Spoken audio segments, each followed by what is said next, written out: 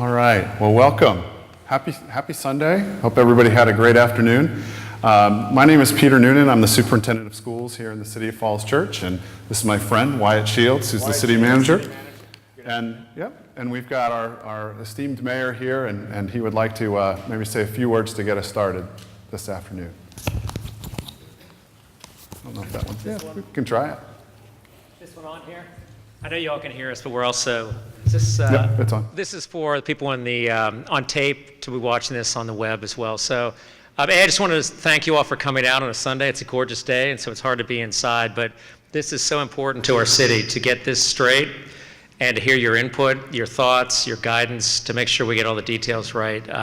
Most of City Council is here with me today. We were very interested in what you have to say. Letty Hardy's in the back, Phil Duncan right behind her, Mary Beth Conley, and Dave Snyder's here somewhere as well. There he is in the back as well. So for us on council, what you have to say, the questions you're asking, the things, the concerns you have are very important to us, and we want to try to address those because this is such a major project and so important. It's not even really once in a generation, it's almost once in a lifetime for the city. And so for this to work properly, we really need to get hit on all cylinders. And so it's important today, and it's important for you all because you're the ultimate decision makers in this process. This is going to a referendum, as we all know, in about 2 months. And so you are the deciders of whether this goes forward or not, and if so, ultimately one fashion as well, because we're going to seek your input on the commercial side and other aspects of this if it is approved. But this is the start of a process of providing information, and there's a number of other groups that are going to have forums and the like, and the city's going to stay engaged as well. But we wanted to start this process, give you as much information as we can. To the extent we need to answer further questions, we'll follow this up with additional meetings and additional information. So we're delighted to have you here, and thank you all for participating in the process. With that, I'll turn it back over either to Wyatt or Dr. Noonan. You want to say a few words? Then sure, I'd be happy to. Again, I will just echo the mayor's welcome and say thank you very much for taking a Sunday afternoon out. This is obviously a big moment in our school history here in the City of Falls Church, and our hope today is to be able to, again, share some information with you from a school's perspective and also from the general government's perspective about potential development and the like. So again, welcome, and Wyatt, I'll let you say a couple things and then we'll move forward. Thank you, Dr. Noonan. Again, my name is Wyatt Shields. I'm the city manager for the city. We do have a series of meetings in the community to try to get information out. One thing I will say, for everybody to be clear, for all city officials and school officials, we are not advocating for or against the referendum. Our mandate, our task is to try to get information out so that the voters can make a well-informed decision. And so that is the tone of everything that we will try to communicate over the next 2 months, of trying to get information out so people can make a well-informed decision. To that end, the League of Women Voters and VPIS are sponsoring an Oxford-style debate next Sunday. Bill or Martha, do you want to just give a plug for that? That's another event that will be there for the public so people can get informed. Right, it's going to be next Sunday from 3 until 4:30 at the Fellowship Hall of the Falls Church Episcopal, and the entrance is on Fairfax. So we hope there's a good turnout. The debate should be fun to listen to, and hope to see you all there. And I'll just repeat that real briefly for the people watching at home on television.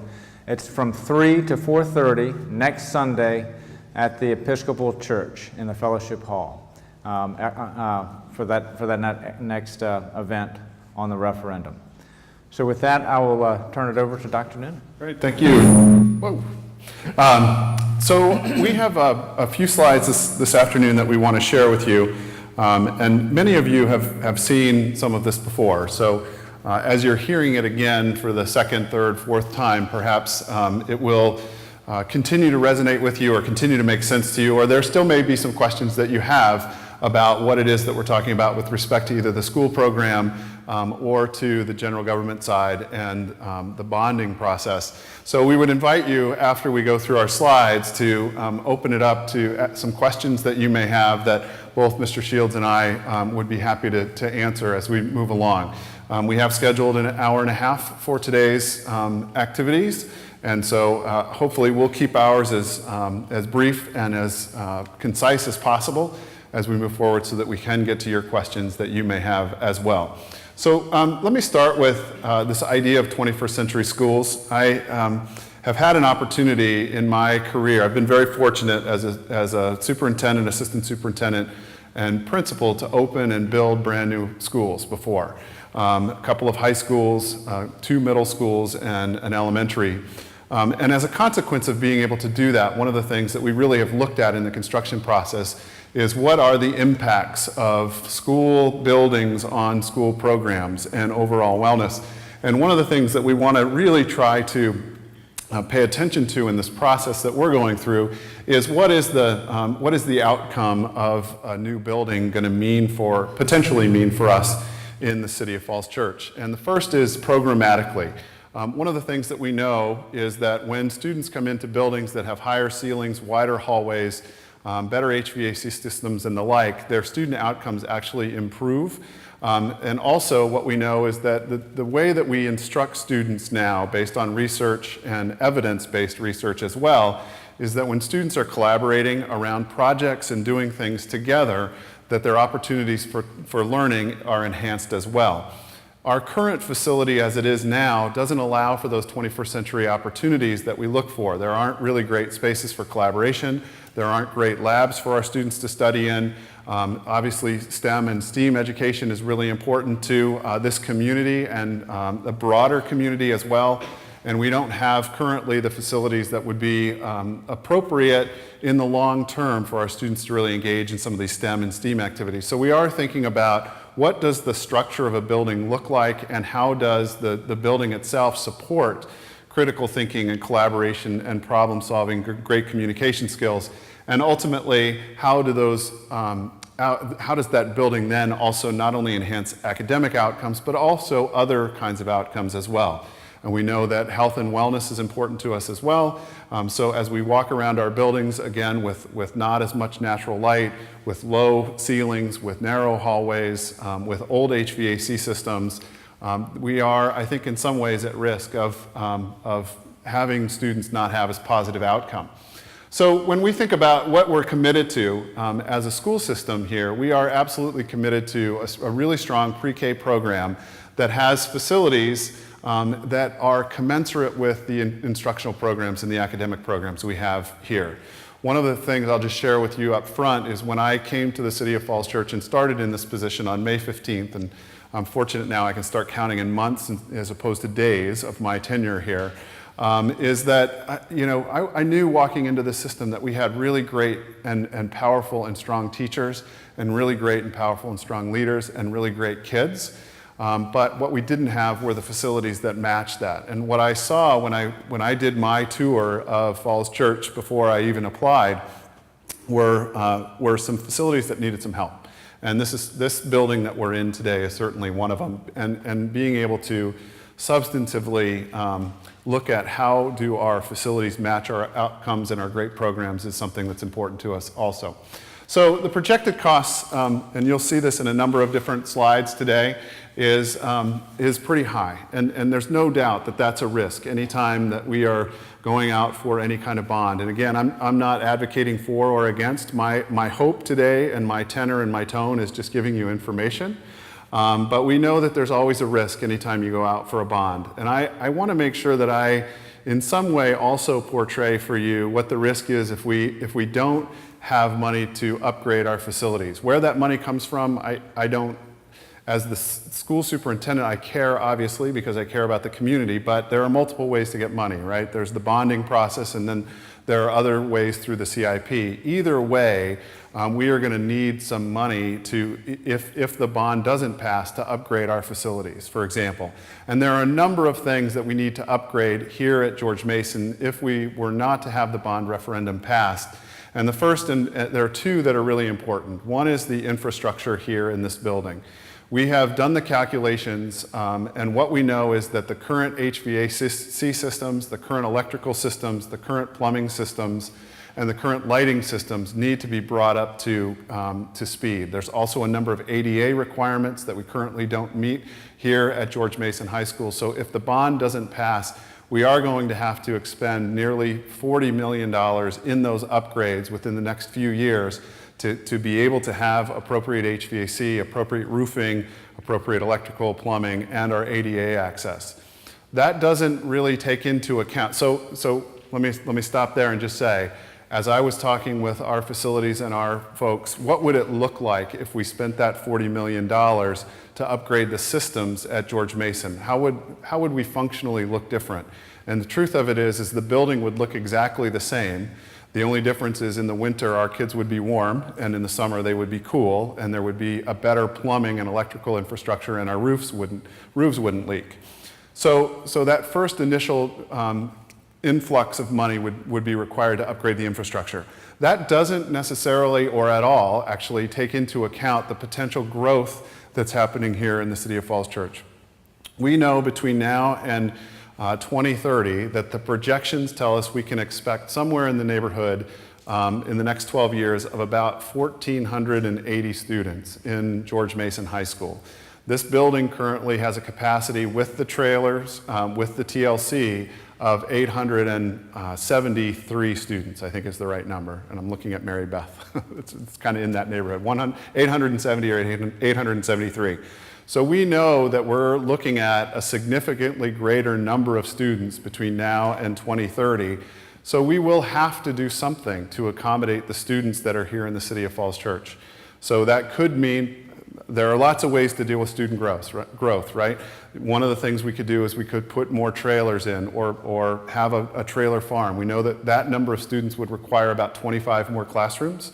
So we would then have to do the site and grading work somewhere on this site to incorporate 25 portable classrooms to house that growth, to house those students. Another option would be to potentially do a 25 classroom addition here at George Mason, and in current dollars, that's about a $30 million cost to the city. So when you take that, let's just say we're going to look at an addition to accommodate for the growth, and you look at the amount of money that would be required for the infrastructure, we're looking at about a $70 million infusion that is needed here at George Mason just to bring our systems up to speed and to meet the capacity issues that we have with the students that are coming. So those are two things that I wanted to make sure that I'm trying to be really clear about, is that if the bond doesn't pass, there's still an awful lot of money that needs to be spent here at George Mason High School to bring it up to speed. We know currently also that there are some other things that we would look at that would certainly be supported if we were to look at some infrastructure upgrades, and that is that we would have to look at what are the overall operating costs of our building. Right now we have very inefficient windows, we have inefficient roofing systems, we have inefficient HVAC systems, and if we were to have a new building, we would be looking at the geothermal system. So the long-term operating costs would be reduced. It would be a better system. The other thing that we need to pay attention to, and I mentioned this before, is if we looked at a 25 classroom addition, in today's dollars, it's between $30 and $40 million. That's in today's cost. So if we were looking out 5 years and thinking about a 5-year potential increase in that cost year over year, it exceeds that 30 to 40 million pretty quickly. And the other part of it is if we don't pass this bond and we have to look at upgrading our systems here, we lose the opportunity of any economic development, because this building would stay on the 10-acre site that is being looked at and reviewed for economic development. So the idea being that, and Wyatt, Mr. Shields is going to talk about how some of the costs can be offset with the economic development. So there are risks either way. We recognize that there's a risk of letting a bond for $120 million, but there's also significant risk if we don't have the bond, because we do have to upgrade the systems here. I want to spend just a second doing a little rumor busting. I thought that this might be useful because I will tell you I had a really great evening on Friday night at the tailgate. I hope many of you were there. I think some of you were there. And I listened really carefully to what I was being asked and what I was being told. And I brought a few things that I just thought I would share that came up at the tailgate that were sort of surprising to me. And the first is that the school board has looked at a multitude of options for what we could do or what they could do to create a facility here that would meet the quality that our schools and our community are asking for. the decision was to build new. And the reason that the school board really weighed both the renovation and the new building was one, programmatically, but the other was the opportunity to offset a significant portion of the cost of new through the economic development. So they are all in on this idea of, if we build new, we will give 10 acres for economic development. In fact, we looked at multiple renovation options that were bumping up against the $100 million mark. So even the cost of doing a full renovation of our building was only about a $20 million difference than building new. And it just didn't there was no good business case for us to look at why we would renovate for $100 million as opposed to build new for $120 million and have the 10 acres for development.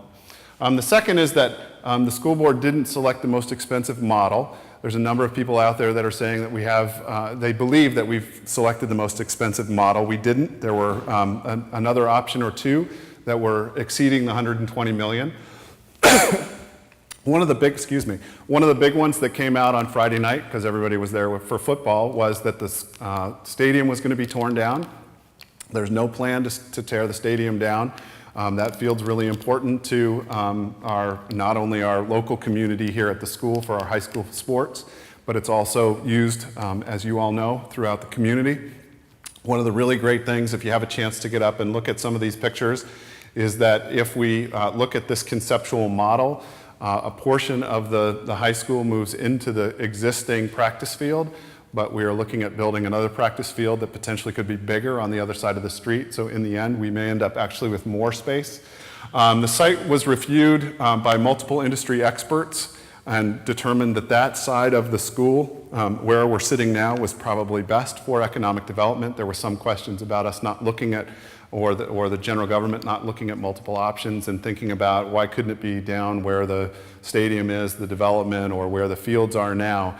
And there are too many issues down there, so the experts came in and said that this was really the best space for it. And the last is, and this is one that only time will tell, and only the proof is going to be in the pudding. But I will tell you this: we are back up and we are on target for a finish in the fall of next year at Mount Daniel. We have checked the boxes. We have moved through with the county. Any project that we do on this site is going to be functionally different and fundamentally different than what happened at Mount Daniel. And the reason is that we own the property, which we're sitting on now. Mount Daniel, if you don't know, sits in Fairfax County. It's our property, but we have to go through the zoning and permitting process with Fairfax County. We would not have to do that, and we would be in control of our own destiny if we were to build on this current site. So I wanted to put that out there. Just to orient you, if you haven't had a chance to look at these up front, this would be the new rendering of what it could look like as you walk into the main corridor. This would be sort of the grand entrance with a few steps up coming in. On the right-hand side would be the administration building, and upstairs potentially could be the library. To the left would be the cafeteria, but this is one conceptual idea of what the front would look like. Looking at it from a bird's eye view, this is the existing Mary Ellen Henderson site. The place that Mary Ellen Henderson would connect with the new George Mason High School would be right in this area here. For those of you that were here on Friday night, it's about where the tent entrance was. And that area would be connected because those two cafeterias could then share some space and share some efficiencies with kitchen and the like. So we would have a brand new cafeteria here for the new George Mason site. This was the front, so you'd be coming in the front into the commons area. This again was the administration area and the library or media center. And then this would be a new competition-sized gym, which means that we would be able to host regional events. We'd be able to host a number of events, which are economic drivers for our city as well. When we have students that are coming in for major competitions, they have to stay somewhere and eat somewhere, so we would want to feed them here in the City of Falls Church. And then we'd have the 5-story academic bar, and this academic bar would be 5 levels of interdisciplinary teams and some content teams. You'll see, again, the stadium would stay. The baseball field and the softball field would be redone, potentially. And then tennis courts would be moved up onto firmer ground. And so that's where those would be located in this design. The new practice field would be across what perhaps could be called School Street. There's a future space for a future pool if we were to put a pool in at some point. And then where we sit now is on this site of the 10 acre, that would become the 10 acres for development, proposed development. Just another bird's eye view, the massing of these buildings and what it would look like. So we'd have the road here, potentially a road here that would come up to the foyer entrance area. As you may know, this area over here at Mary Ellen Henderson is not the most beautiful. In fact, that's sort of where what is it that I'm looking for? It's where we keep the trash, and it's also where deliveries are made. It's the loading dock. Thank you, Wyatt. It's the loading dock, so we would look to do something to kind of dress that up with some gates or some plantings and the like. But this would be coming down, and then, of course, Route 7 would be up here. And then there's this detail I won't go into, but it gives you a sense of what potentially could happen on each floor with respect to the academic program in our schools. So those are my big sharings with you today. My hope is that some of the takeaways from what I'm sharing with you are, as we've done the review of the systems here in our current George Mason High School, if the bond doesn't pass, there's still going to be significant costs, upwards of $70 million to accommodate for the growth here in the city over the next 5 to 10 years. So we would either need to build an addition or have those temporary trailers. We'd want to upgrade the HVAC systems and the like. And the other is that students are coming. Again, we have to do something for our students that are coming, and we look forward to working with you now and into the future around the work here in our school. So at this point, I'll turn it over to Mr. Shields and give him the handoff here, and we'll take your questions when it's done. Okay, thank you, Dr. Noonan. I'm going to catch my breath. I stood up a little bit too quickly. Let me start by introducing Kiran Bawa is our finance director, and she is here. She created a lot of the numbers that we'll present tonight. And I'll just say right up from the beginning, this has been a very intensive planning effort that's involved the city planning department, public works department, economic development office, has been overseen by the City Council and the school board, and the City Council has also created an economic working group that has been meeting on a regular basis. I think we've had probably 15 meetings since last spring, going through some of the latest aspects of our planning. And the big picture, what it is we've been grappling with for 4 years now is this school facility is very expensive. The land is very valuable. It's situated next to I-66, next to West Falls Church Metro. When we bought this land in the 50s, none of that infrastructure was there. That infrastructure has since been built, the area has grown up, and the land is tremendously valuable. And so the thinking has been really for 4 years now, is there a way that we could put that land to work in commercial development to help lower the cost of a new school facility for the taxpayers of the city? That's been the concept that we've been working on for years. Now, what is before the voters is this question, and I won't read the whole thing to you, but that's what will be on the ballot. And essentially, what we're asking for is authorization to issue up to $120 million in general obligation bonds for the high school. Now, let me back up and just describe a little bit about the city's current debt and how this would fit in. We currently have $51.2 million in debt outstanding. About 75% of that is going towards Mary Ellen Henderson Middle School, the TJ Elementary School, school facilities. And 1/4 of that, 25%, is debt that's been for the community center, fire stations, and other things like that. So to service this $51.2 million in debt, it requires $6.2 million every year for us to pay that off. Now, that's going to decrease over time as some of that debt comes off of our book. But today, 16 cents on your real estate tax bill is going to pay our existing debt service. Now, if you take a look at this school, we're talking about $120 million for the high school. We also have $33 million worth of other projects in the CIP, so it's important for the voters to be aware of the big picture in terms of our capital planning as well. The library at $8.7 million, City Hall at $11.7 million, and other transportation and other projects in the city totaling $11.8 million. So a total of an approved capital improvements program of $153 million. Now, in terms of the $120 million school figure, just a quick slide on how we arrived at that figure. That is all in. It includes the engineering, planning, and everything. And it also includes the cost of financing. So, in terms of figuring out what will this cost us in terms of annual debt service, we anticipate that it will cost $7.4 million a year to finance the debt for this high school. If you assume that we issue it as 30-year debt, and the city typically issues debt with 20-year terms, so that's a big policy issue.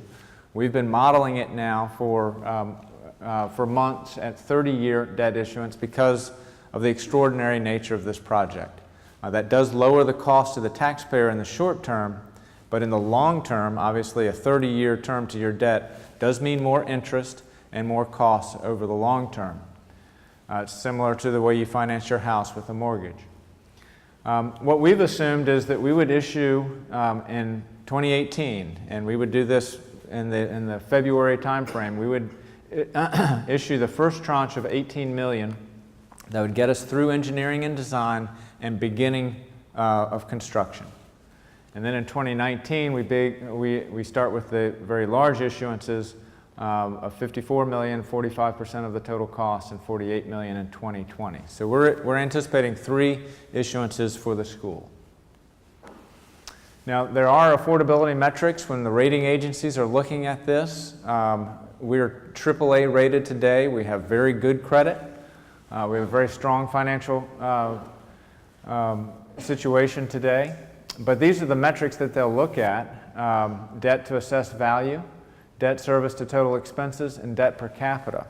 And on each of these metrics, we will become outside of the averages which are normal for Northern Virginia.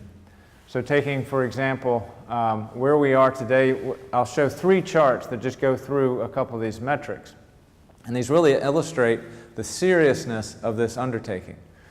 So currently, about 1.5%, our debt is the equivalent of about 1.5% of the total assessed value of real estate in the city. And so that's below average for Northern Virginia. That red line is the average at 3% of assessed value. If we adopt and carry out the full CIP, the high school plus the library plus City Hall and the other projects, we will be just under 5% of assessed value. And that's also the City Council's adopted policy cap. Debt service versus expenditures. In a slide back, I talked about how 16 cents on your tax rate goes to debt service. That's about 7% of the annual budget goes for debt service. That's where we are today. And with the full CIP, we would exceed 16%. And that would be the highest in the Northern Virginia area. And so that's an indication of the size of what it is we're trying to accomplish here. And then in terms of debt per capita, that's a metric that the rating agencies will look at as well. Currently, we're slightly over the Northern Virginia average of just under $4,000 of debt per man, woman, child in the city. And we would go up to about $14,000 of debt per man, woman, child in the city. So we have known for 4 years that a new high school is a major financial undertaking. We've been aware of that, and that is why we have thought very seriously about trying to use economic development on this campus to try to help mitigate some of the risk and the cost to the taxpayer. Taking that approach does carry some of its own risks, and so I want to talk about those as we go forward. So if we just did it straight, without any economic development on the campus site, we're talking about just over $1,000 for the average homeowner in the city. So that's a homeowner with a $700,000 house. That's what the average is today. That's the equivalent of 15 cents on the real estate tax rate today. So what we are projecting, and we'll go through the assumptions behind these projections, but with a 10-acre commercial development on the high school site, that exposure would be $280 for the average homeowner, or the equivalent of 4 cents on the real estate tax rate. So it does have a very powerful impact on considering the affordability of the project. But we need to understand very clearly what that means and what some of the risks are associated with that. So we've been looking at this for a long time. This slide really just is to try to convey that. This has not been kind of a Lone Ranger effort. This has been one that has been highly collaborative with people in the development industry. We've been in steady contact with Fairfax County, VDOT, UVA, and Virginia Tech over the past several years to discuss this with them, to identify issues and try to address them early in the planning process. We've also had market reaction to this idea. We got an unsolicited proposal 2 years ago. We put out an RFP a year ago. We decided not to proceed with those efforts principally because it was a highly confidential process. When we put that RFP out under state law, we had to keep the responses confidential until there was an unveiling, and then the voters, the public would see it. And that's not the way the city typically does its business, and so we took a step back from that process to have a more public planning process for the schools. More recently, we've completed the Perkins Eastman feasibility study that Dr. Noonan described. We've done a land valuation study with the firm of Alvarez and Marcel, and put together a strategic marketing roadmap for the property. The basic concept is that the community school, as Dr. Noonan described, playing field in the front, and this additional detail that I wanted to just convey is the planning department has been thinking that having a green promenade or a green sward that would connect Haycock Road to the school facilities, lined on both sides with retail and mixed-use development, could be a concept that the market might respond positively to, and also create an amenity around which the commercial development could occur. But in terms of what it is we're talking about in terms of commercial development, densities of probably 5 to 6 stories closer to the schools, possibly up to 10 stories closer to Haycock Road in terms of the densities that the market has indicated to us they think would be appropriate for this site. We've also been thinking about this site in the larger context of the entire West End, how it ties in with the UVA and Tech site to the north, WMATA's property. WMATA is interested in redevelopment of its parking lots. The Federal Realty property where the Giant Shopping Center is to the east, the Gordon Road Triangle where Don Byers, the principal property owner, the city is a property owner, and others. So that this planning can be thought of in a more holistic way for the entire West End side. Alvarez and Marcel did a valuation study for the 10 acres. They arrived at a value of approximately $43 to $45 million if it were structured as a ground lease, not as a fee simple sale, but as a ground lease with a long term. That they thought that with this program, that's likely what the value could be. So they put together a program that had a very strong retail component, office. It does have multifamily, some age-restricted multifamily, a hotel. There's been a lot of discussion about a hotel being potentially a good amenity for this site.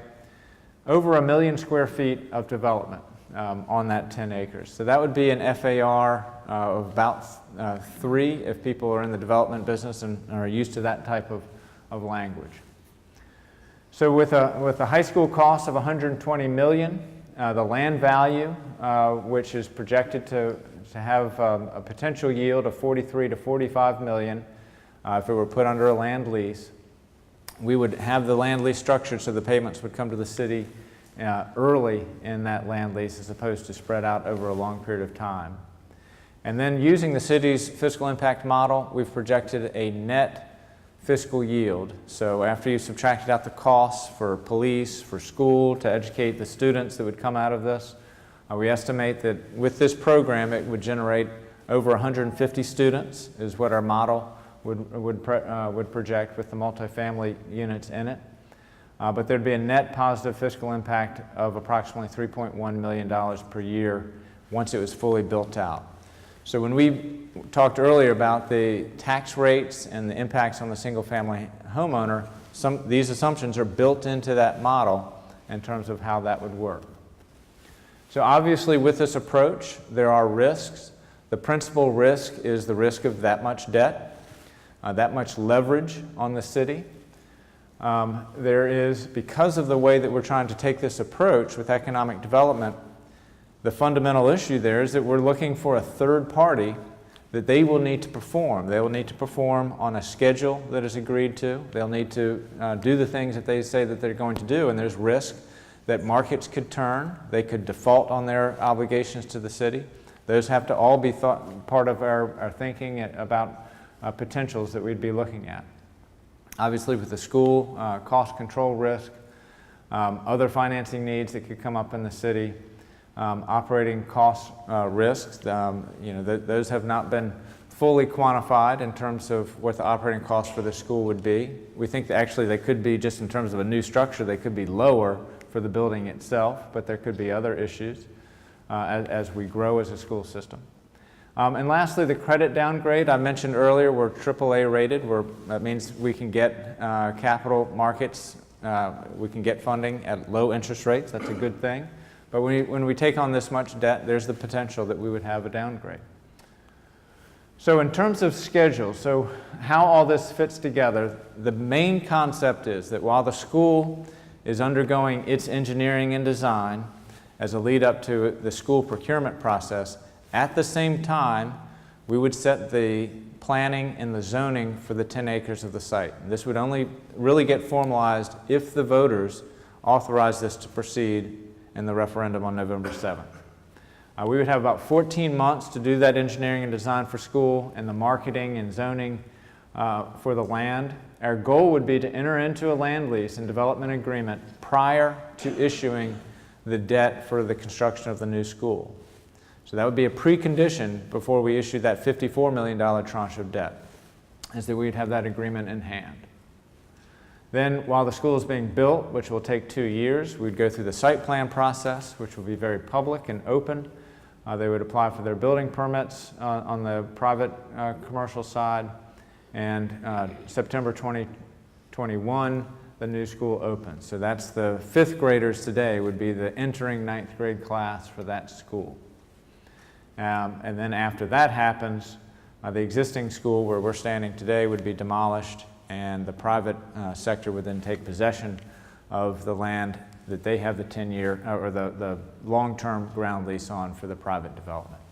So that's the schedule as it's been envisioned by us after looking at this for many years. Now, one thing that we do want to make sure everybody's aware of, there are a lot of reports, there are a lot of studies on this site. They are all posted on the city's webpage. So if you just go to the home page, one of the first things you will see, and you'll see it all the way between now and the referendum, is one of the sort of the news alerts will be, either to plug, the upcoming debate or any kind of event. We'll always have a link to all the reports and information right on the home page of the city webpage. And then similarly, the schools will do the same. And so our goal is to make sure that all the information we've had as we've gone through this discernment process, the public has easy access to it. Just to add on, we did ask Mr. Brett to pull up the 2 websites so you could just kind of see how they interact with each other.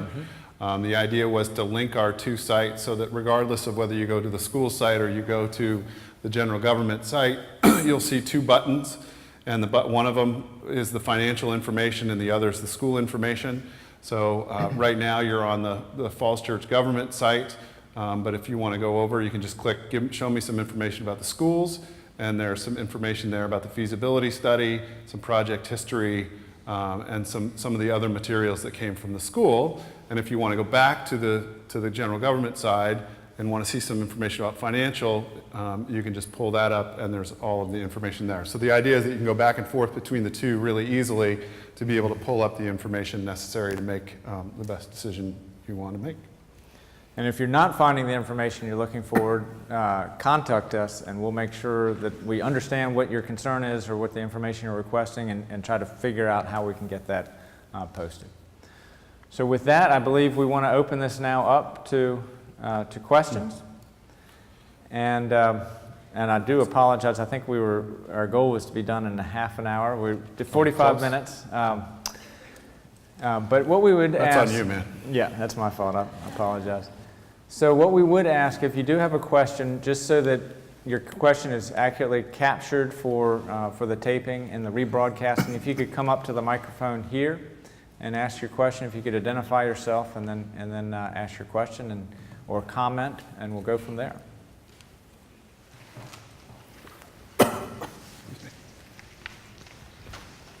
Hello, I'm Richard Crispin. Thanks, both of you gentlemen. I got 3 questions.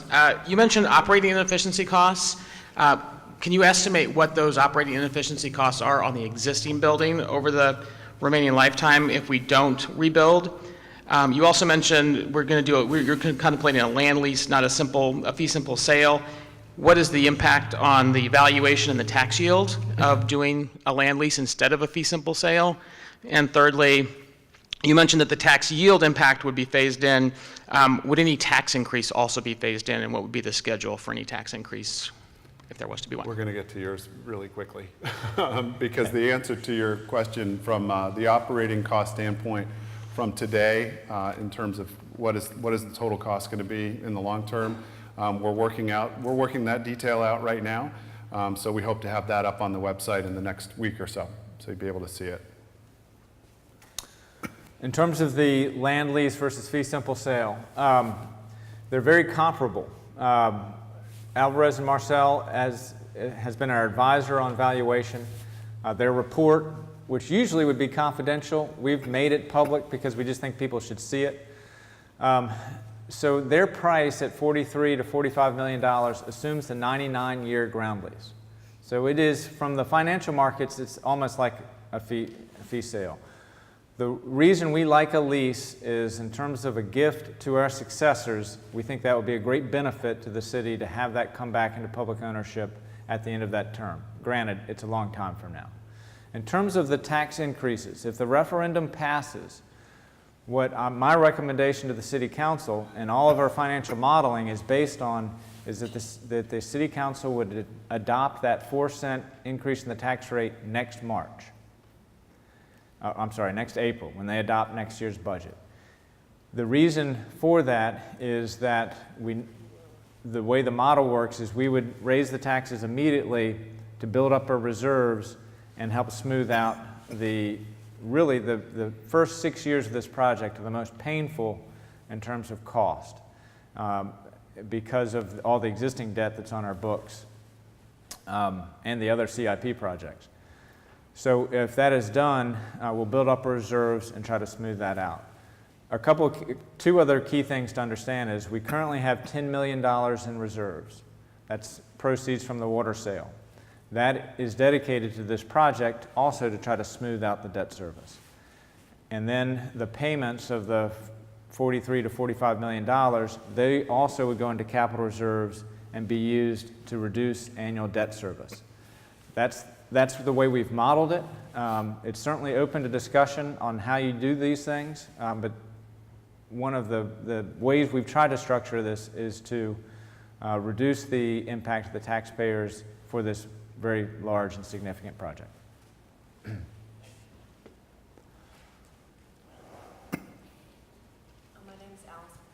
And I have a couple of questions. First of all, has environmental studies and has there been some geotechnical studies, has that already been completed? And are those results available to the public? And if they haven't been done, is that in the soft cost? Are the cost of those in the soft cost? That's one question. And then I heard in other discussions that the school board had really done a dive into the renovation and whether, and that obviously sounds like it's going to be a whole lot of money and then we'll just have a renovated building. But I was trying to find the details of that. I mean, where's the backup to, there's a page that says, you know, hybrid and this is how much it would be, but where's the backup to that? Where can we look at the detail to find out where that number, you know, where that number comes from? So I'm just really curious about, because people are asking me about that, and I can't answer any questions because I can't find any information about the renovation, a proposed renovation, like where those numbers come from. Sure, we can go back to Perkins Eastman and ask them to provide us the detail, because they were the group that gave us the information about there were 2 or 3 different renovation options that were on the table, and both of them costed out close to $1 million, or $100 million, so we can get that detail also posted. With respect to your first question, in terms of geotech, can you respond? Well, when Mary Ellen Henderson was built, there was geotech done in that part of it, and that does include where a lot of the high school construction would be. So we don't have perfect information on that. That is part of the soft costs that were in that slide. You know, we get the That's right. blueprints all printed, and then suddenly there's like a tribal burial ground or something, and we, you know, can't dig there. We also did a EIN, economic impact, environmental impact statement back for Mary Ellen Henderson, and we've been doing facility improvements on the site since it was a farm, and so we have very good knowledge as to you know, buried tanks. There are none. Other environmental issues, there aren't any. However, as part of the permitting process, there is that box you need to check. And my other question, I'm sorry, is just I saw the breakdown of the costs, and I don't see, it says construction costs, soft costs. What is the cost for site work? Is that included in the construction That cost? is included. It is included. Okay, and then I guess. It's engineering, site work, and then the actual construction costs. Okay, so site work is all complete, all included in there. And I'm just trying to understand, and it'd be great if we get some more detail about why I'm just trying to figure out the square foot, the cost per square foot of the whole project, because I'm looking at Tinner Hill, and the total construction cost for that was like $55 million, and it's a 500,000 square foot construction project, and this is 300,000. So I'm just trying to figure out, just do my own, just understand why there's such a delta in costs per square foot. So is there some backup that we can have to the estimate? I mean, they must have gone through the more detail than what's here. Yeah, I'll see what I can find out from Perkins Eastman, because they have a builder and contractor that they work with that costs things out. So I'll see what I can find for you. That'd be great. We'll put Thanks. it up for everybody.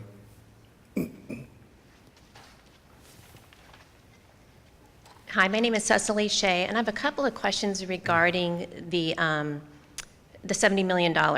What would the tax rate look like that, since we've got, looking at 4 cents on the tax rate for the tax rate for the 120 million when we're able to do economic development? If we're not able to do economic development, what would the tax rate be on the 70 million?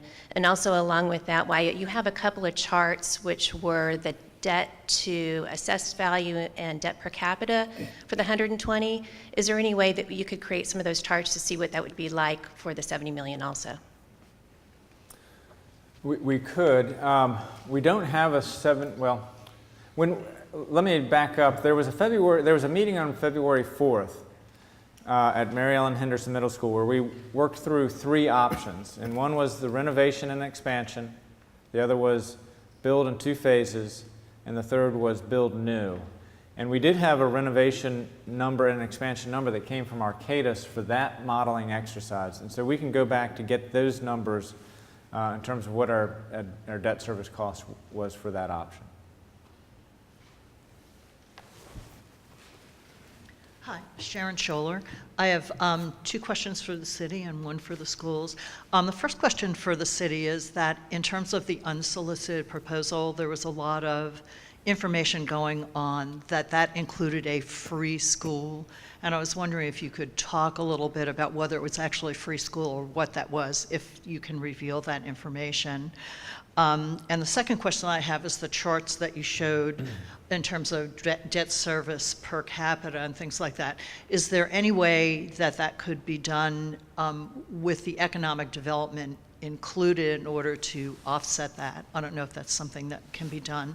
And then also, Peter, in terms of if the referendum doesn't pass, and you were talking about, $40 million just basically to get the school up to standard, and then maybe another 20, 30, $40 million to add classrooms. Would that include additional cafeteria space and common use space?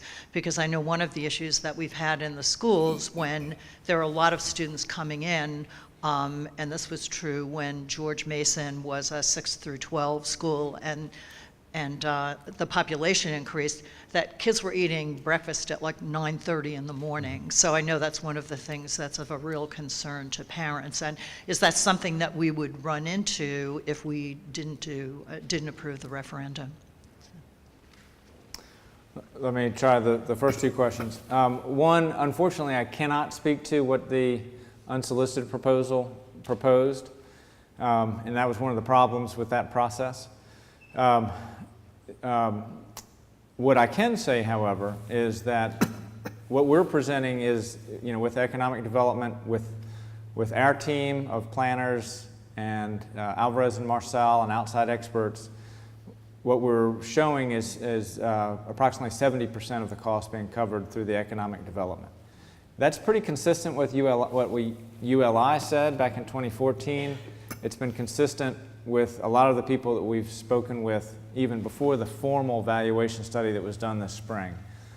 The key to that is understanding all the assumptions behind that, and that's why we've made that document public. It's on the web so anybody can read it. And I've forgotten the second question. Can you modify the charts to show economic development?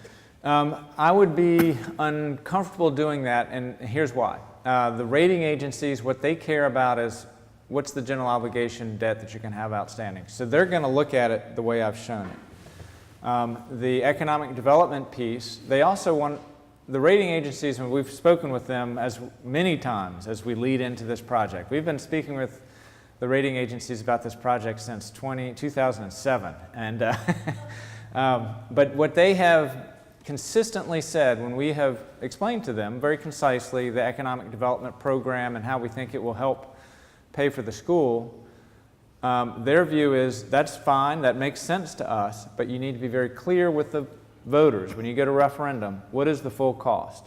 And that's that 15 cents, over $1,000 for every, for the average homeowner. And so we will consistently say that in every publication, and I think from the people who are going to buy our bonds, they want the community to understand that that could happen if the economic development is delayed or for whatever case it may be. My personal view is, having worked this and had many discussions with the development community, this is a fairly, it's not a complicated site once it's delivered to them, and they feel very confident that it can be developed and will generate great value. But again, we will be depending on a third party to perform. With respect to the third question, the two associated costs that I was talking about earlier, the $40 million was for just infrastructure upgrades, and then the additional 25, 30 potentially to 40 million would be just for an additional an addition that would be a 25 classroom addition. So it wouldn't have any impact in changing the size of the library, it wouldn't change the size of the cafeteria, it wouldn't change the size of the hallways, it wouldn't change the size of the auditorium. We'd still have the Mustang gym over at Mary Ellen Henderson, so it wouldn't be a new gym. So it would just be a 25 classroom addition that we priced out.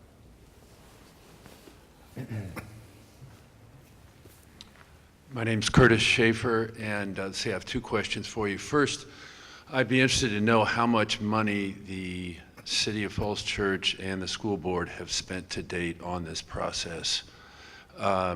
Secondly, if I understood the slide that you presented on the tax bite to the average homeowner, I think you had $1,050 for the $120 million price tag, and then it was reduced to 280 once the commercial piece, the commercial lease was brought into it. Was that correct? I'll put it up there. That's correct. Okay. So, I mean, all of us here who are taxpayers, if you look at that, you say, well, damn, I'd feel a lot better getting a new high school and paying the $280 versus the $1,000. It's just, those are better numbers for me as a taxpayer, right? So, given that, my question is that you've been at this for 4 years, why isn't the commercial development piece of it farther along? It seems to me like you've let that lag, and it's every week in the newspaper there's you know, the new idea for what's going to happen to that. But as taxpayers, I think we'd be a lot more comfortable having a better idea of what it's going to look like and what might be going in there, and two, how soon that tax bite could be reduced. That's a great question. And really the reason the City Council and the school board authorized the RFP back in 2015 or 2016 was to accelerate that process. Let's find out from the market directly, what will they pay us for the land and what will they build there and how much will it cost to build the school? So I said one of the problems with that process was it all had to be done behind closed doors, and that was a problem. But problem number two was the developers who responded, and there were only 2 that responded, they knew that they had to spend a whole lot of money on planning and engineering on that commercial development side before there was a referendum. So what that meant was they took a very safe and possibly, you could say, not as imaginative approach as we might have hoped for. And that's because they knew they had many hoops they had to jump through. They were going to have maybe 4 years before the land would be available to them. With a 2-track approach, granted, we still have to build the school, but if the referendum is approved, that big step would be resolved, and the commercial community at that point will say, okay, this is going to happen. Now we'll come to the table in a really competitive process, which we expect it to be, to compete for it. So the reason we haven't gotten serious commercial proposals, frankly, is because there's a school in this site right now. And out in the world of economic development, it's a very competitive world to get these great developers to do good things. They're willing to go out on a limb on a greenfield site or something that's ready to go. They're less willing to do that when they know there's a lot of steps before they can take possession of it. Do you want to answer the question about how much we've spent on this? Yes, we have spent about $800,000 since 2014 on studying this process. The majority of those costs were incurred evaluating the unsolicited proposal and then in the RFP process. And the main cost driver was legal. When you go through that process and you're paying lawyers to vet all these, or to develop the procurement documents and then vet them, that's where a lot of the costs were racked up. The other sort of key things that I think we've come out of the Perkins Eastman study was approximately a $58,000 contract, and the Alvarez and Marcel contract was similar, it was about a $58,000 contract.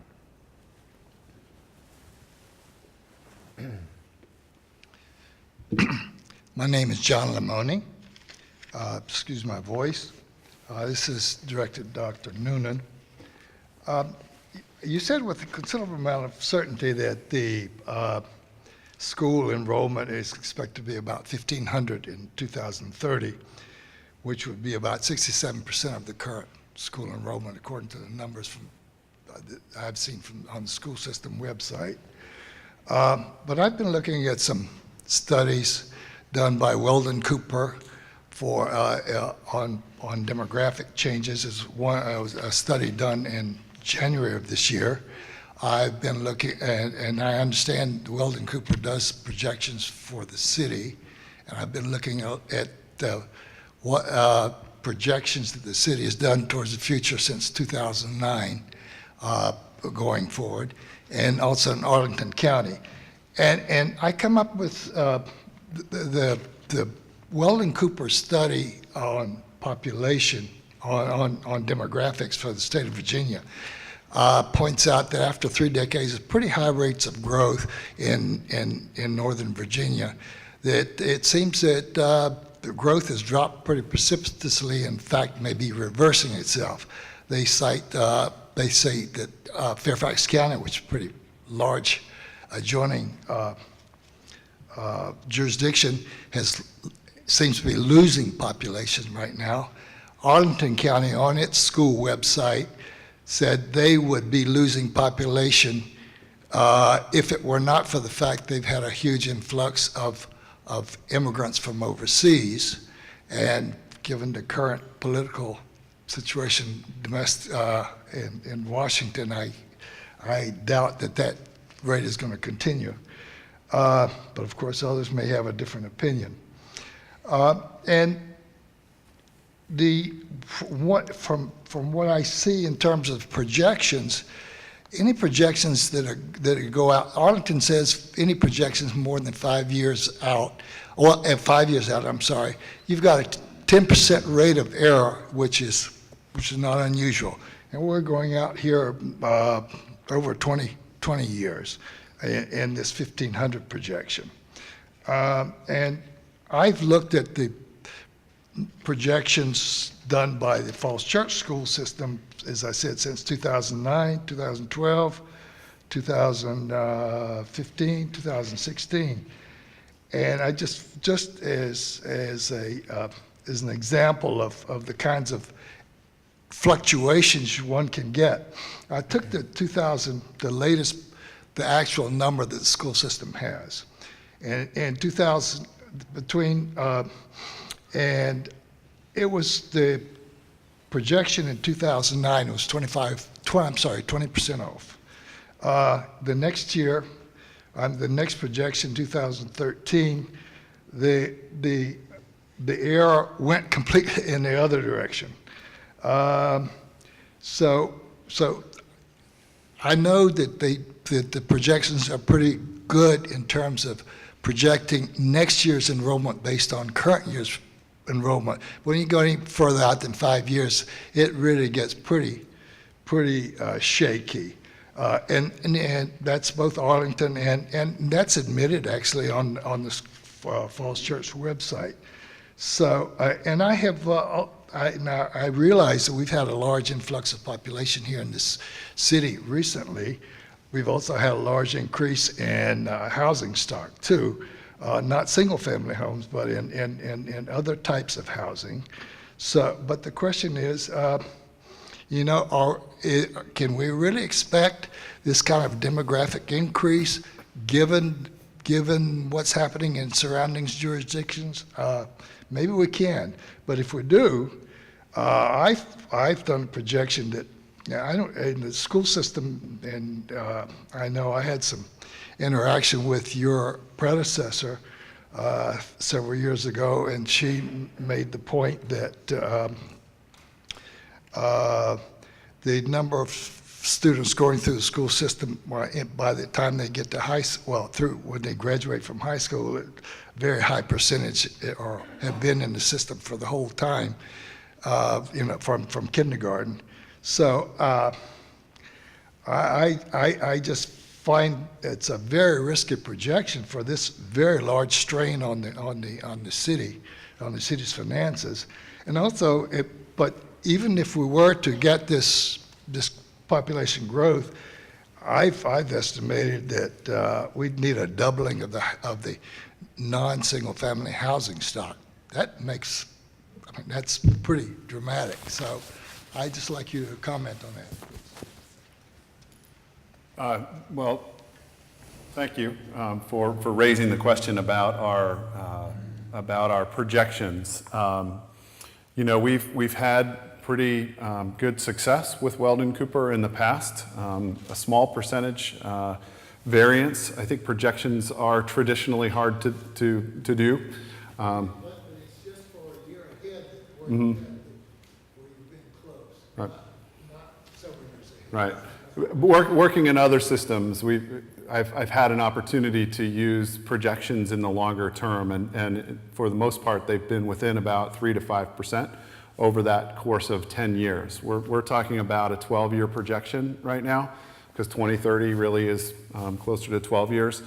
So I have some confidence. I have great confidence in what the projections are telling us, because we're seeing, one, a turnover in housing.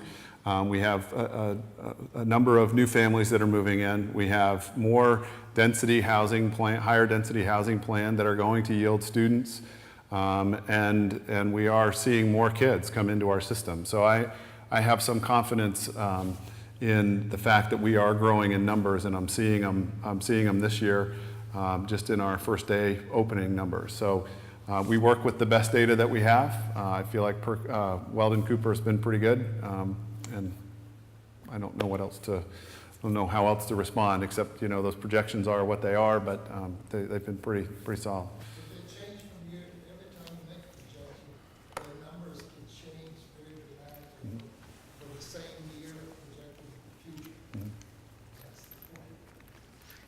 If you could just, a follow-up question on the question prior. Can you give us a little bit more fidelity on how the decisions will be made? So I heard your point about the referendum. We need to have the referendum pass in order to get developers to take us seriously.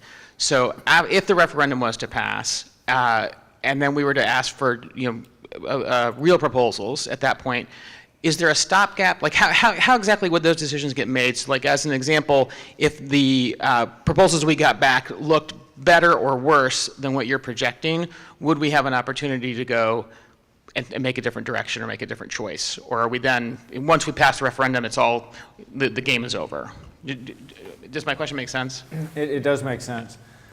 And it's a good question.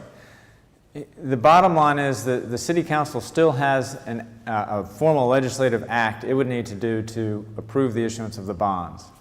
And the City Council, I think, would be looking to make sure that our plans are proceeding the way that we thought they were going to proceed before they would take on the big obligations.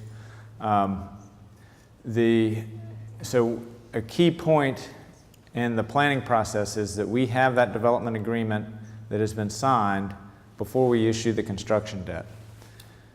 If we achieve that, then the risk that remains is that for the 2 years that the construction is being built, if there is a major change in market dynamics that mean that the developer doesn't do what they agreed to do, now there'll be all sorts of sanctions and things to tie them to do what they say they're going to do. But at the end of the day, we're talking about a $350 million commercial development. The developer is going to need to have the market in a way that the developer wants it to be in order to make that investment.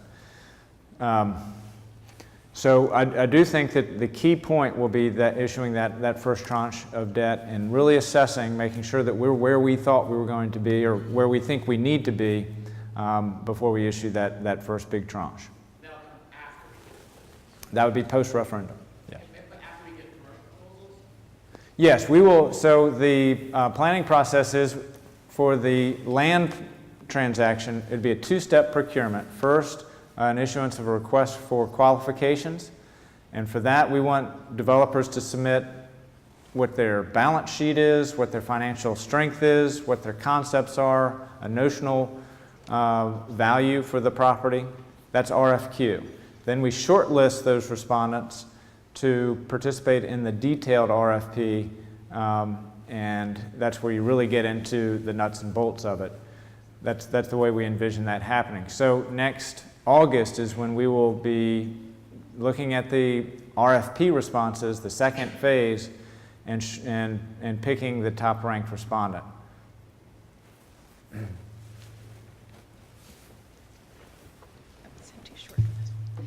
My name is Shauna Russell, and I guess this question is for Dr. Noonan. I've talked to a lot of the younger families and families, I guess, with kids who aren't even in the system in the city. And one of their, and well, I guess you know at that age, it seems like high school is so very, very far away. And so they're really focused, and their concern is on TJ, which I understand is bursting at the seams right now. I know that there's a temporary stopgap that we're going to move some of those kids over to Mount Daniel, but at some point that's not going to be feasible anymore. So where does the TJ expansion fit in this? And I guess their bigger concern is, are we going to be able to sell paying for that on top of this? So. Well, I answered the first part. I'll let you take the tougher one. It does happen quickly, just by the way, as a father of a daughter who just went off to the University of Virginia. It seems like yesterday I put her on the bus for kindergarten. But the truth of it is that Thomas Jefferson is bursting at the seams right now. And our intention is, as that stopgap would be to move the second graders back to Mount Daniel after the addition is done there. We'll be able to maintain that second grade there for several years. And during that window of time that they're able to stay there, the intention is to work through another addition, perhaps at Thomas Jefferson. That's been part of the CIP conversation already, and that's part of the next 6-year plan. I would anticipate that we would look at putting something in the CIP within the next year or two in the out years to get that addition put on. With respect to paying for it, in addition to this, I think that that's another risk that we have. But once that TJ, and I'll just say this, once that TJ project is done, and if the referendum passes and the high school is done, that takes us out for 20 plus years, 25 years into the future with facilities here in the city.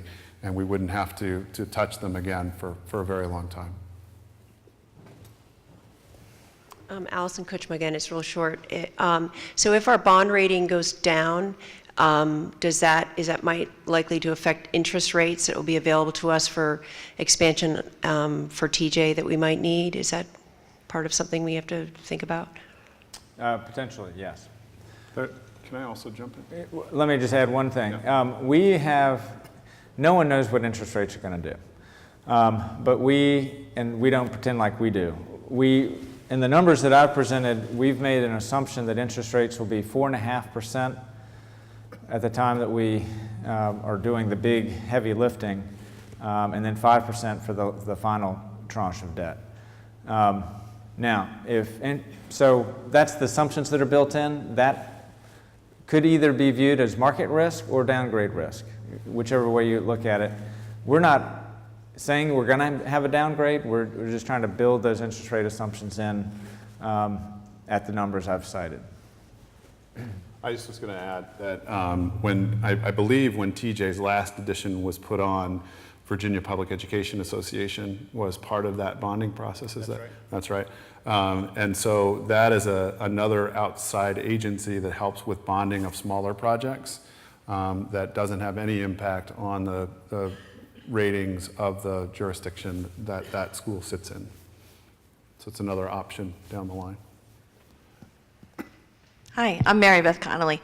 I just want to respond a little bit to Mr. Lemoyne's question about growth, and part of that is that as the City Council and School Board looked at the size of high school that we needed, we decided to look at a 1,200 to 1,500 student high school because those enrollment projections are uncertain. So I'm just wondering if Dr. Noonan can talk a little bit about how that works. What's a 1,200 student to 1,500 student high school look like, and how does that help us with flexibility around enrollment so we're not building too big or too small? Sure, good question, or thanks for teeing me up, either way.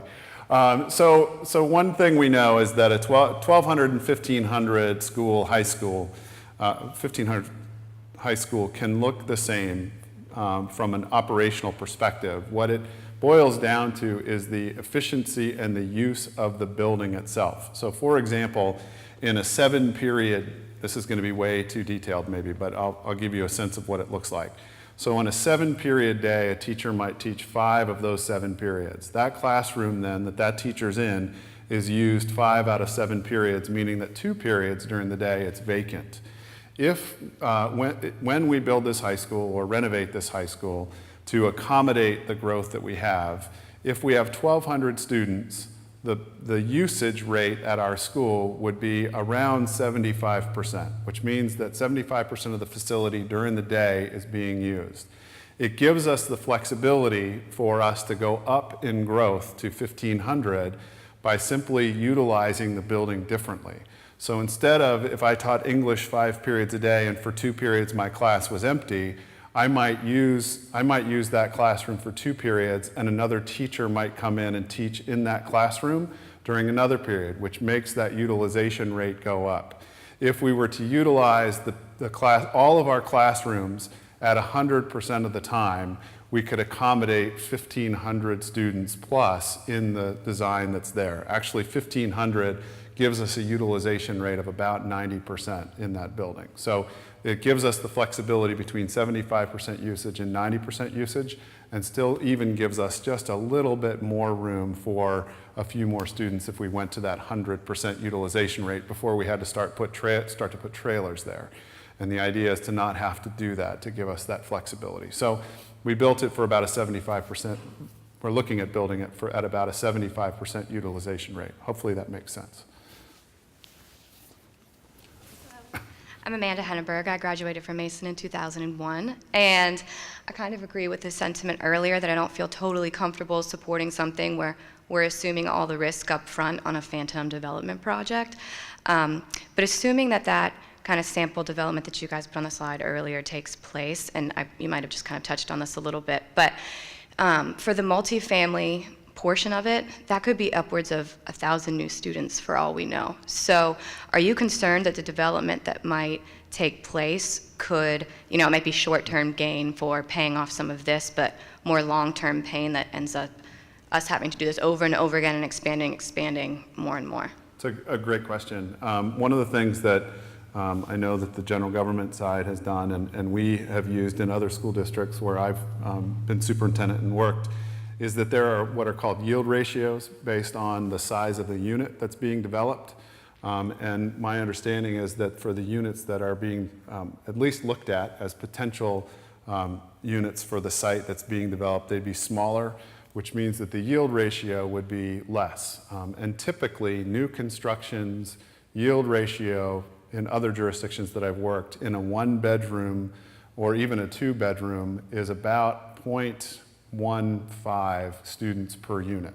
So if you were to extrapolate out 1,000 units at 0.15 yield ratio, we're looking at about 100 kids, 150 kids out of 1,000 units. This one is, what was the? 860 units. 860 units. So we wouldn't anticipate any more than 150 students coming out of that. What's interesting about your question, though, is that over the course of the life cycle of that building, when it ages to about 20 years old, we see something shift there. And 20-year-old multifamily units tend to yield more students than newer units. And it's because I think they become more affordable as they're older.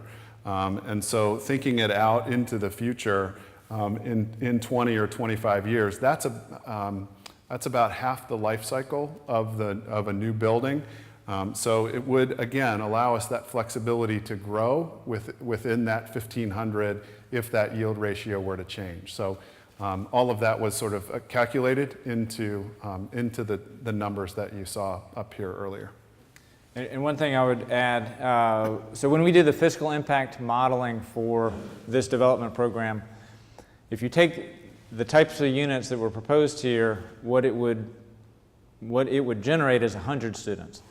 For our modeling purposes, then we multiplied that by 1.5 or added 50%. So we are assuming, I think the official number is 158 students coming out of the economic development if that were the program that ultimately gets built.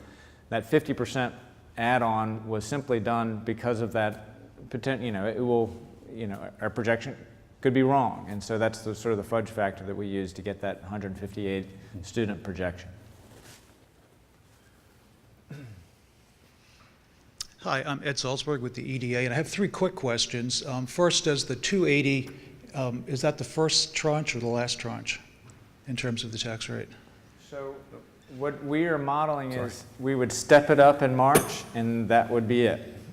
So for the foreseeable future, we would need those 4 cents to finance the school. So it's not like if things go according to the way we've modeled them, it would not be spiky.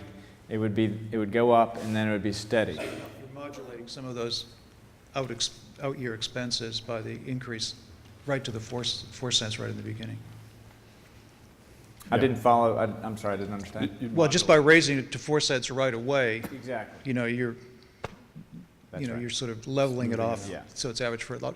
And also, we know that consolidating 10 acres is really hard. We know that we've never done that in Falls Church before. So that's a real advantage to have the site 10 acres under one ownership. Every time we've tried to do that, like the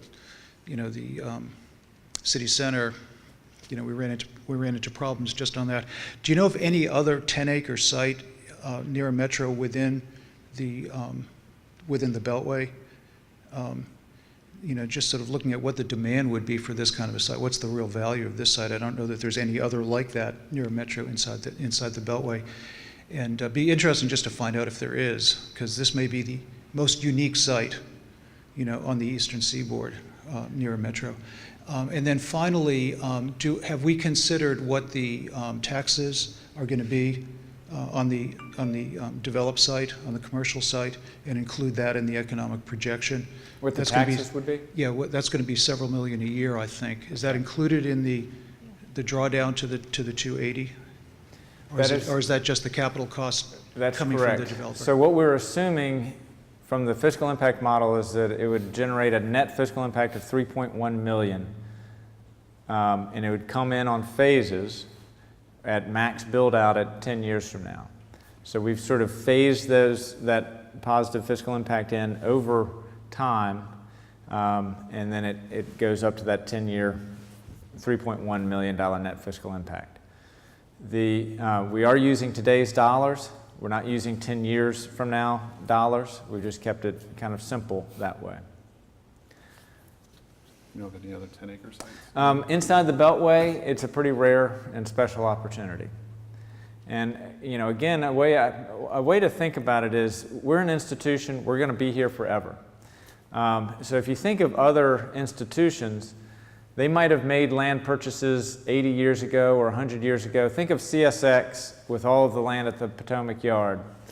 Well, in the old days, they needed all that for their rail operations. But the land values grew up, and they determined, well, we ought to sell our land because we could operate more efficiently and realize the great value that this real estate that we have now is.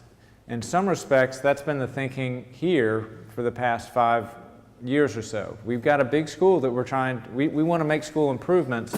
We've got land that we bought 60 years ago. Things have changed now. That land is much more valuable. So can we use our land more efficiently and then tap some of the value of the surplus land to accomplish our goals? And that, in the simplest sense, that's been the thinking for the whole planning process. Good afternoon, and thank you for all the citizens that are here. Could you show the aerial view one more time, because there's a current transportation development that people need to be aware of and that I wanted to ask the city manager about.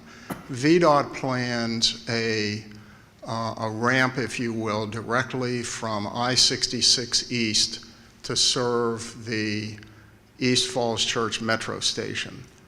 And that's a current issue that's up for discussion. Wyatt, would you comment on that as to its potential impact on the development of the site if that occurs? And then secondly, a question I know a lot of citizens will have: what if they have questions after this session? Thank you. Thank you for that. Both questions. So what VDOT is planning to do, if I can get the pointer to go, they're constructing a facility so that people can go directly from I-66, if you're eastbound, to access this way into the site. And so when we're talking about greater density here, there is concern about traffic impacts. There always are. We do think that this additional enhanced access to the site through the WMATA property is important for spreading the load and will also make the site more attractive from a development perspective. It is something that we asked VDOT to consider in one of our stakeholder meetings that occurred last winter, and we're pleased that VDOT has pursued that line of thinking. There are other transportation improvements that we're looking for in terms of transit and obviously, importantly, the road network. These concepts are to help spread the load and have more of an urban grid and let traffic choose different pathways to get in and out. And also, a lot of our conversation with WMATA and Virginia Tech is to make their properties much more attractive and more walkable.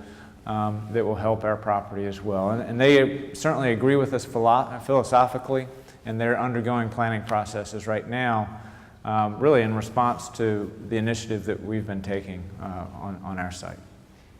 And then with respect to the question about how do you get more information after this, certainly we would love for you to go onto our websites and see what's there.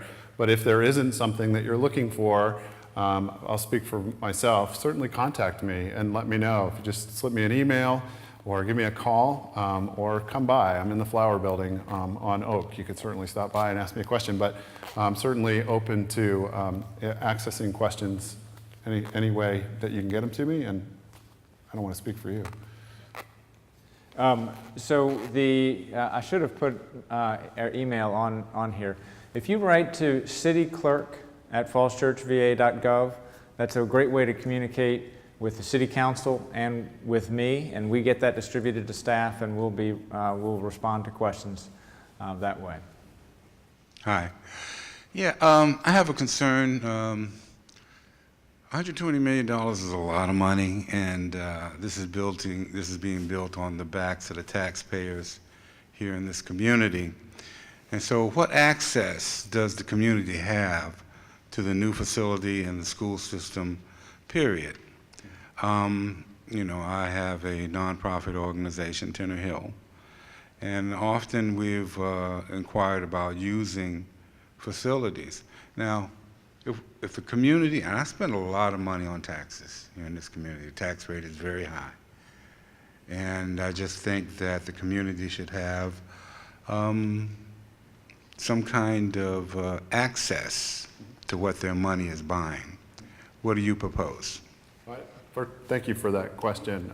The one piece that we're trying to quantify actually is what is the current usage of the community in our schools, and how does that compare to our daily use. I will just share with you briefly that the system that I was in before actually was utilized more after school than it was during the school day by the community. My belief system, or my core value around schools just generally, is that they should serve as a community center.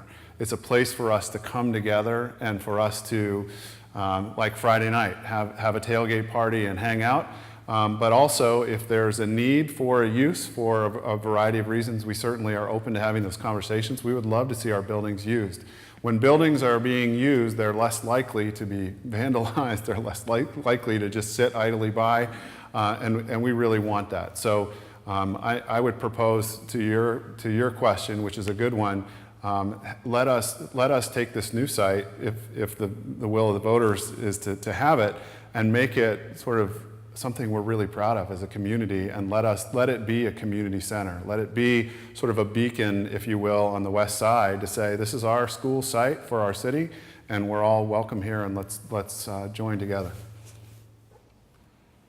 So I know we are at 5:30. Do we want to wrap up and stick around? We'll see if there are any additional questions, and what we will offer is we will stay here if there are questions you want to walk forward and ask after the meeting breaks. But before we do break, are there any additional questions? What would if there was a credit down rate, what would that interest rate look like?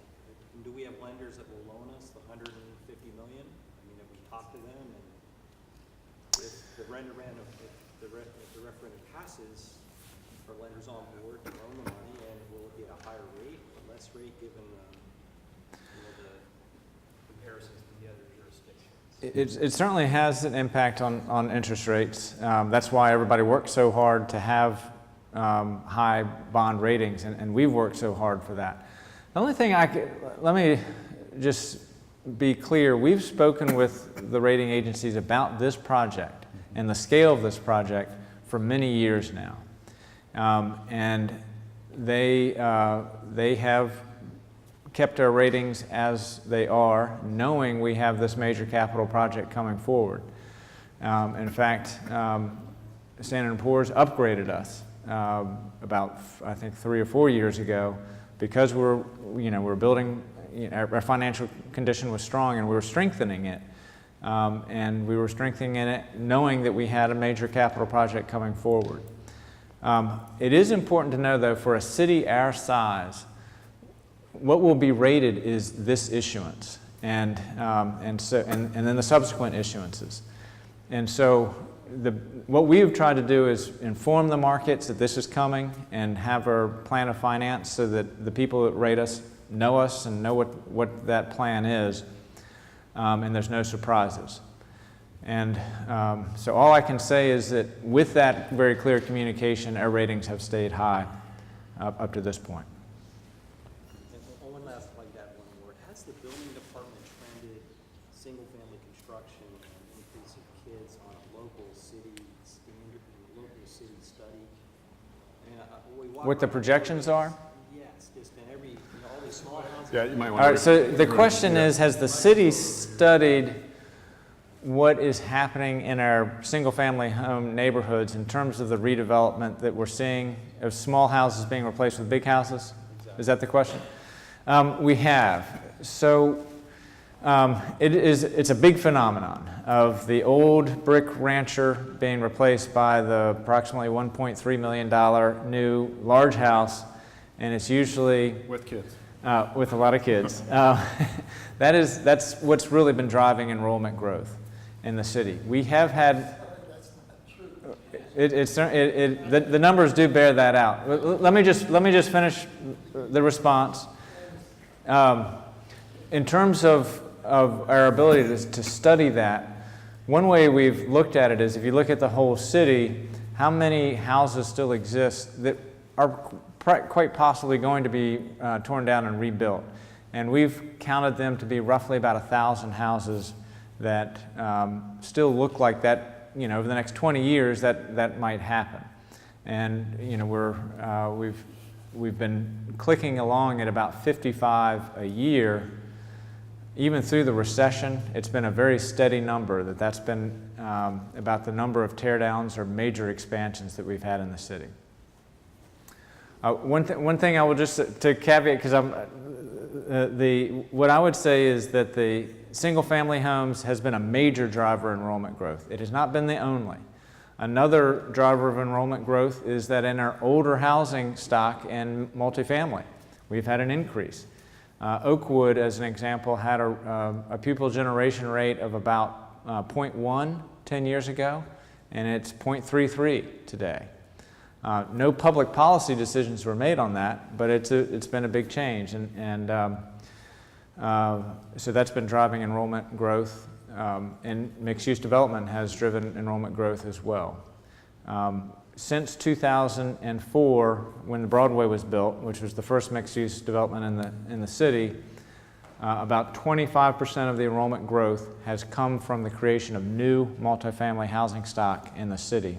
75% of it has come from existing housing stock, single-family homes plus older apartments.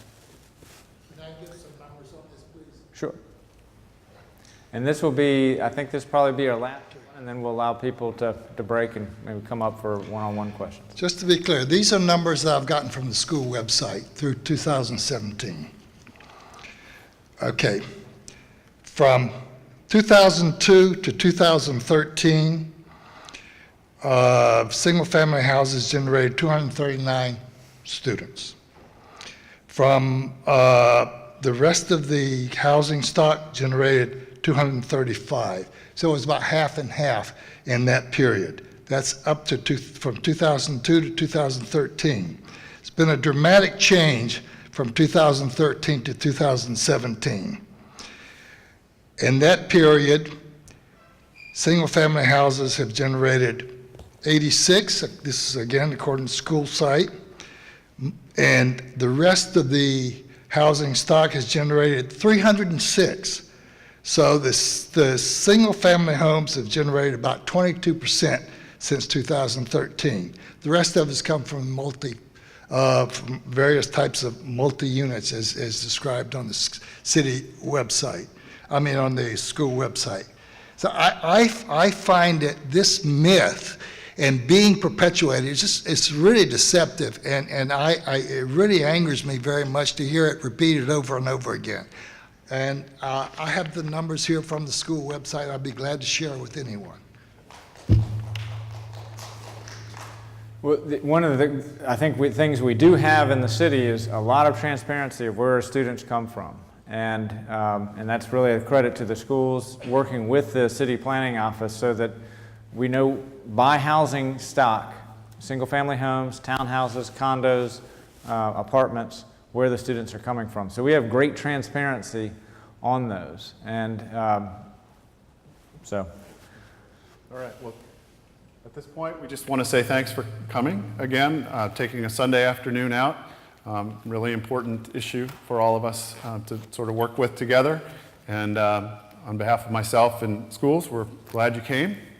Thank you all for coming. All right.